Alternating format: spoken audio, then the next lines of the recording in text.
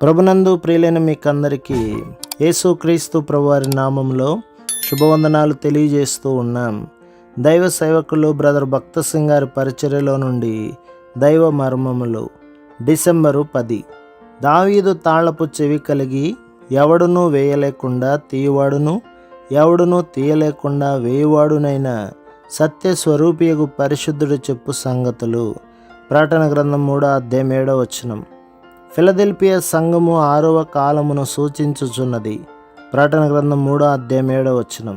సువార్తను లోకమంతటికి తీసుకొని వెళ్ళిన సేవా పరిచర్యను ఈ కాలములో చూడగలము. 1000 సంవత్సరముల వరకు ఇతరుల కొరకై ఏ భారము లేకుండెను, నశించు ఆత్మల కొరకై చింతయే లేకుండెను. వెస్లీ బహిరంగముగా వీధులలో సువార్తను ప్రకటించినందున అతడు హింసించబడెను.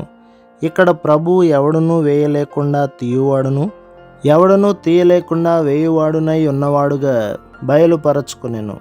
ఒక చిత్రకారుడు యేసుక్రీస్తు సిలువ వేయబడిన చిత్రమును చిత్రించి దాని క్రింద ఈ మాటలు వ్రాసెను. నీ కొరకై ఇదంతయు చేసితిని, నా కొరకై నీవు ఏమి చేసితివి? కొన్ని సంవత్సరముల పిమ్మట ఒక యవనస్తుడైన అధిపతి ఈ చిత్రమును చూచి తన్మయుడై దాని ఎదుట నిలిచెను. రక్షకుడైన యేసు ప్రభువు యొక్క శ్రమను, వేదనను తలపోయిచు అక్కడ వ్రాసిన మాటలను చదివెను. వెంటనే అతడు మారు మనస్సు నొంది తన ధనమంతయు క్రీస్తు ప్రభువునకు సమర్పించి నూతన వ్యక్తిగా మారెను. ఇతరులకు రక్షణను గూర్చిన సువార్తను చెప్పుటకై మెరేవియన్ మిషన్ను ఆయనే స్థాపించెను.